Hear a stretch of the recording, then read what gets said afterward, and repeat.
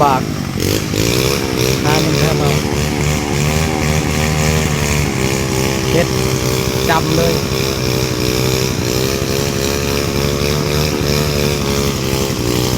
เส้นทาง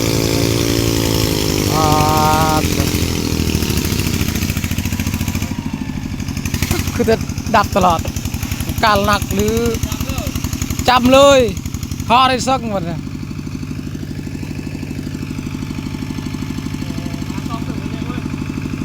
ใช่ฮอริส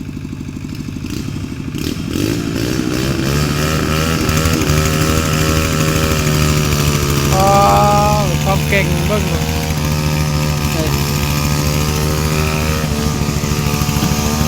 เฮ็ด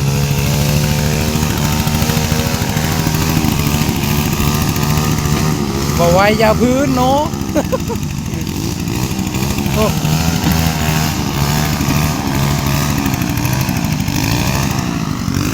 เละเทะเส้นทางเ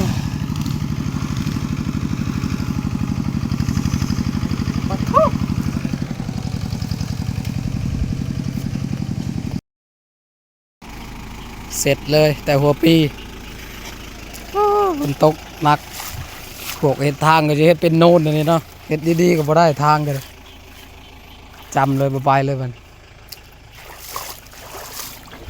โอ้สำคนลุงดำหน้าทางกันเลยเหลือข้างเดียวห่างเลยเห็ดทางดีๆก็บ่นะตลาดลงเนาะฝนตก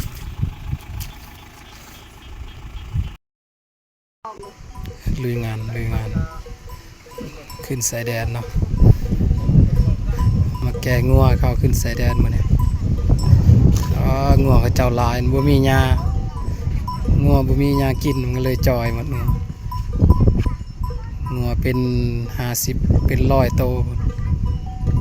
เสียดายบ่มีหญ้าจอยนี่ตอนนี้กำลังเอาออกเนาะออกนอกใส่รถไถก่อนทางรถใหญ่เข้าบ่ได้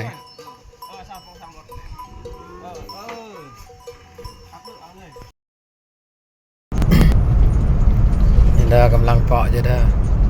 จะเกลาะได้จะบ่ได้เด้อแล้วเป็นในเด4-5 มื้อเลย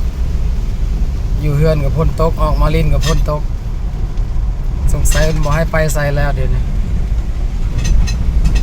เจอกันสวรรค์เด้อ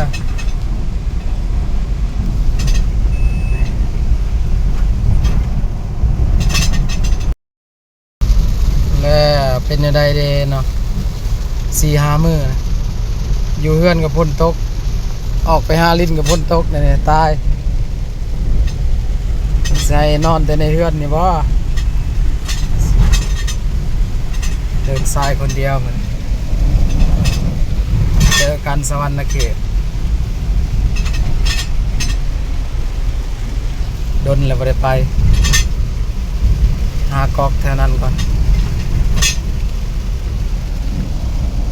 อยู่บ้านหลายก็เบื่อเงาต้องเดินสายสักมื้อ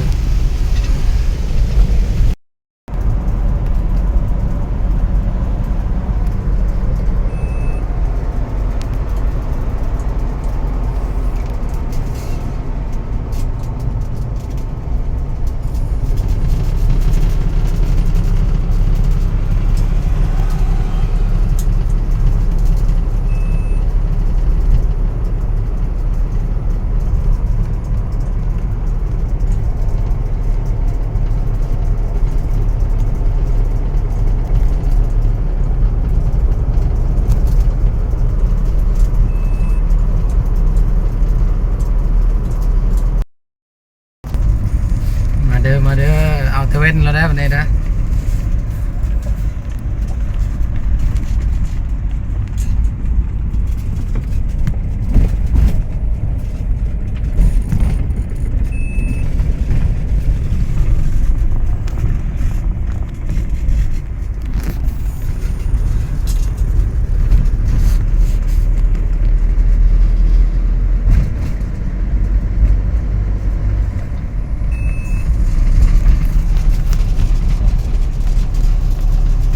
นทราย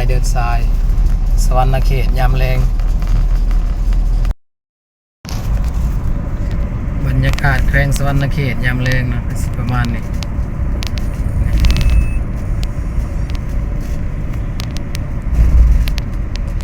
กำลังเดินทราย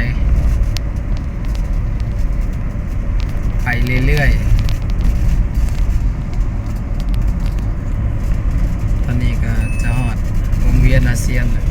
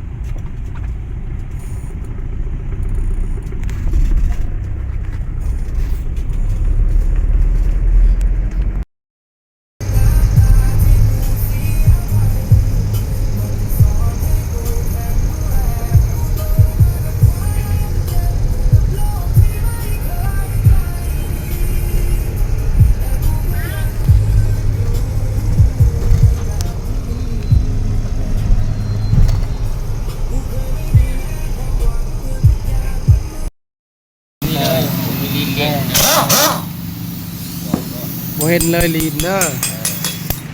ใส่ลีนควันตรวจบริหารผิดชอบได้เลยต้องเพิ่มเงินแล้วเนาะ เพิ่มแล้วจะเห็นเพิ่มไหม คันเทนไปเพราะว่ารถเขาเป่งลีนออก